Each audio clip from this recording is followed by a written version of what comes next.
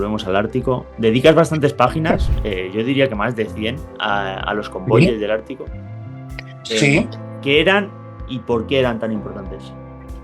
Mira, cuando Alemania invade Rusia, tanto el premier británico Winston Churchill como el presidente estadounidense Franklin Delano Roosevelt tienen muy claro que si Rusia cae, la guerra se complica muchísimo, claro, porque Alemania accede, por ejemplo, a los pozos petrolíferos que tenía Rusia y accede a toda una serie de materias primas que les van a permitir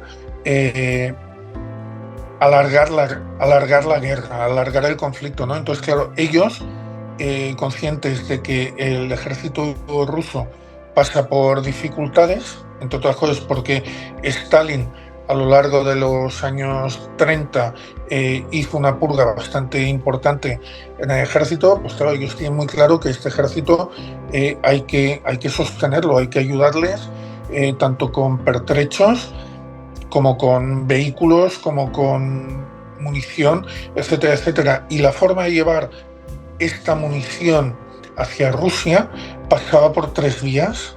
Una vía que era la vía japonesa, que era a través de Manchuria, otra vía que era la vía pérsica, a través del Mediterráneo, llegar al Pérsico y desde allí por carretera pues llevar todos estos pertrechos, y otra vía que era la vía ártica, que era cruzar el Atlántico hasta Inglaterra, de ahí a Islandia y desde ahí descargar todos los materiales en dos puertos al norte de Rusia. Claro, fue importante en el sentido de que supusieron un pulmón de oxígeno para Stalin, porque sin toda esta cesión de materiales seguramente Stalin lo habría tenido bastante complicado. Piensa que el ejército alemán llegó a situarse a 40 kilómetros de Moscú, es que estaban ya a las puertas de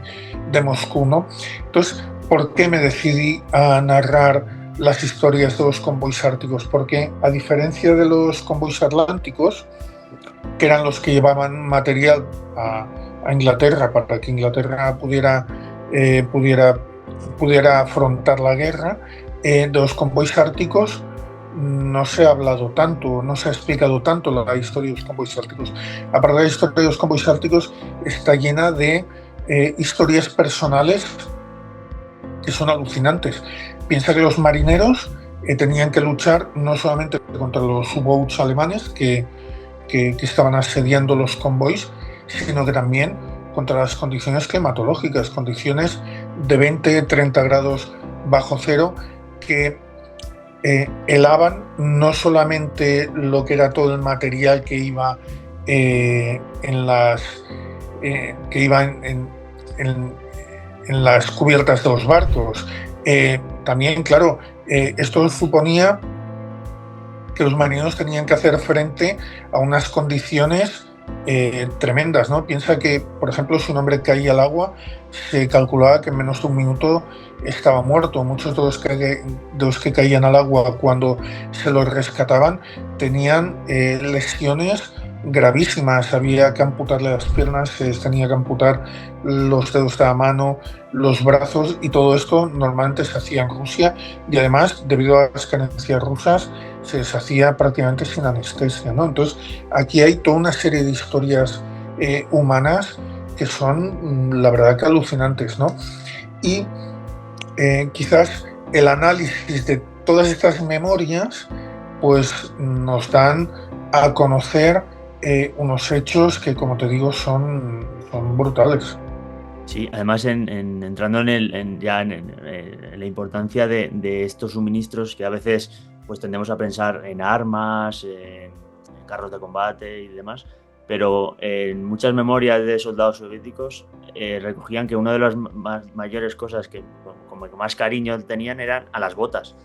Que Correcto. la mayoría, creo que recordar, no, pero el porcentaje era brutal, no recuerdo cuánto, de las botas usadas por soviéticos venían de Estados Unidos, por ejemplo. Sí, se enviaron miles de botas, se enviaron kilómetros y kilómetros de cable telefónico y de radios y teléfonos para que las unidades soviéticas pudieran estar comunicadas entre sí. Se enviaba comida, se enviaba ropa, se enviaban muchísimas cosas, incluso material médico del que carecían los soviéticos, por ejemplo, lo que estábamos hablando antes, ¿no? De anestesia, etcétera, etcétera, penicilina.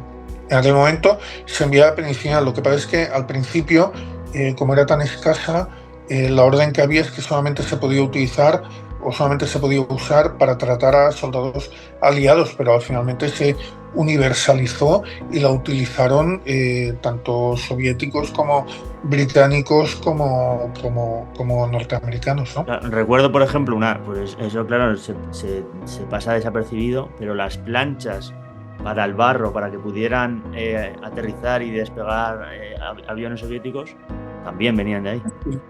Kilómetros Sí, y kilómetros no recuerdo el nombre, es en inglés, pero no. sí.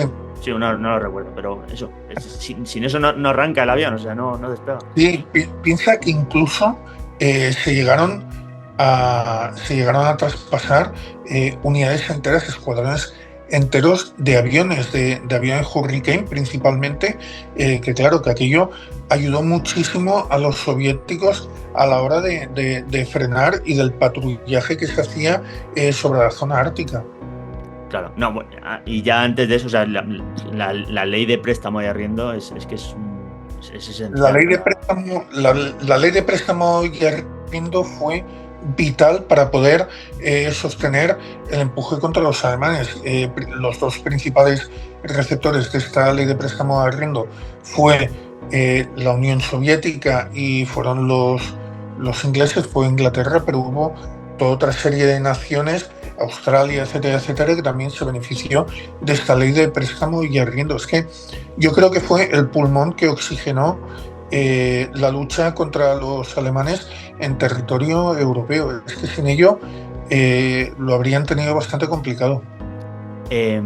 Una curiosidad, ya terminamos. ¿La placa que tienes justo encima de tu cabeza es original? La de Saint-Mère-Église, sí. Esto fue durante un viaje a Normandía, que en uno de los museos de allí vi la placa y luego contacté con una persona aquí cerca de Barcelona que realiza este tipo de placas y le pedí que hiciera una. No es original. Vale. Es propia, no original, es impensable.